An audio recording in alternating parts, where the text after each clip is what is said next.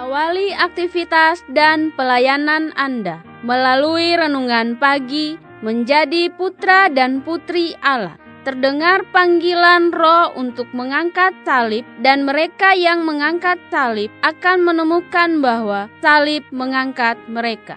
Dituliskan oleh Ellen G. White bersama Pendeta Denny Kanajo. Selamat mendengarkan. Salam, salam sejahtera untuk para pendengar dimanapun Anda berada saat ini. Kita berjumpa kembali dalam mendengarkan firman Tuhan melalui audio renungan pagi pada tanggal 6 Desember 2021 dengan judul Hidup dengan Benar dan Saleh. Sebelum kita melanjutkan bacaan renungan kita pada pagi hari ini, kembali saya mengajak semua para pendengar yang setia untuk berdoa bersama-sama. Bapa kami yang bersemayam di dalam takhta kerajaan sorga, terima kasih Tuhan Yesus. Oleh karena kasih-Mu begitu besar bagi hidup dan kehidupan kami, lebih khusus sepanjang malam di dalam tidur kami. Hingga tiba di pagi hari ini kami bangun dengan tubuh sehat dan segar. Sebelum kami melakukan segala tugas pelayanan pekerjaan kami sepanjang hari ini, kami rindu untuk belajar tentang kebenaran firman Tuhan. Curahkanlah kuasa Roh Kudus-Mu kepada masing-masing kami, agar kami dapat mengerti dan mempraktekkannya di dalam kehidupan kami setiap saat. Terima kasih Tuhan Yesus, ampuni kami Bapa, karena kami sudah berdoa hanya di dalam nama Tuhan dan Juru Selamat kami. Amin. Ayat inti kita terambil di dalam Titus 2 ayat yang ke-12 dan 13. Demikian firman Tuhan.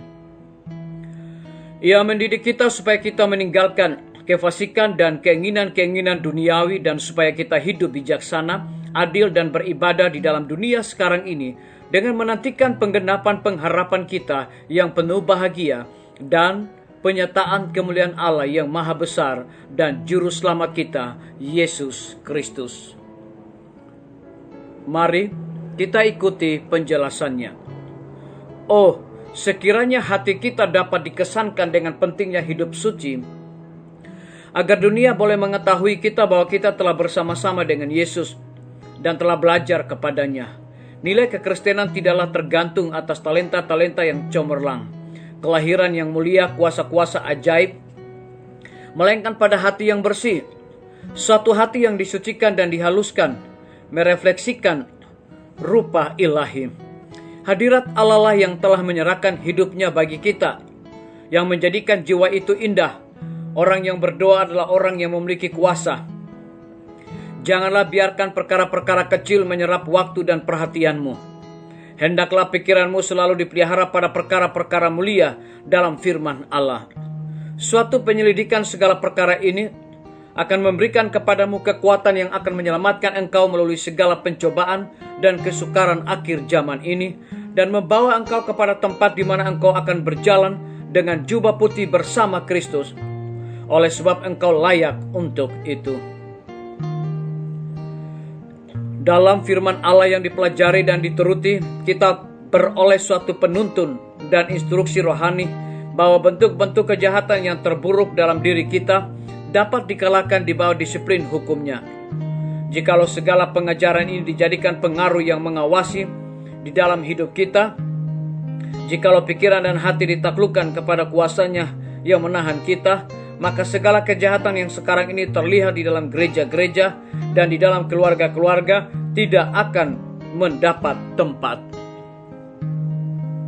Melalui keluarga-keluarga yang bertobat, berkat-berkat yang paling suci akan turun, dan dari keluarga-keluarga ini akan keluar suatu pengaruh yang akan membuat umat Allah menjadi suatu kuasa pada pihak kebenaran.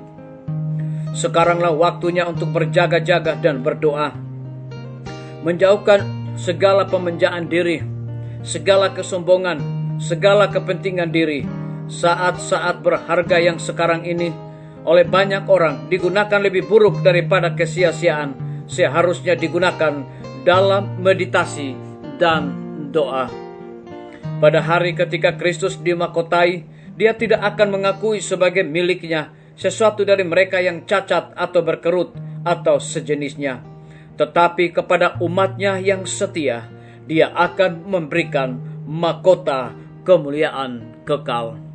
Biarlah bacaan renungan kita saat ini akan menjadi berkat bagi kita semua.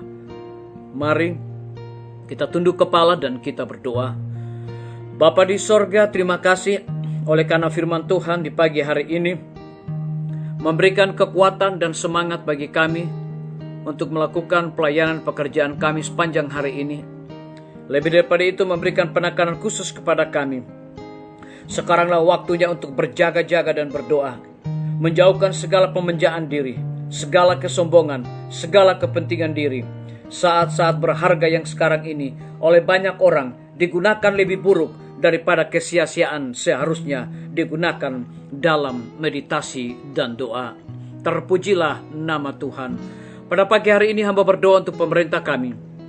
Tuhan berkati Bapak Presiden bersama dengan Wakil Presiden, para menteri dan seluruh stafnya, Bapak Gubernur bersama wakil, Bapak Wali Kota bersama wakil, Bapak Bupati bersama wakil, camat dan seluruh stafnya, kepala desa, lurah, RT, RW, dimanapun mereka berada saat ini.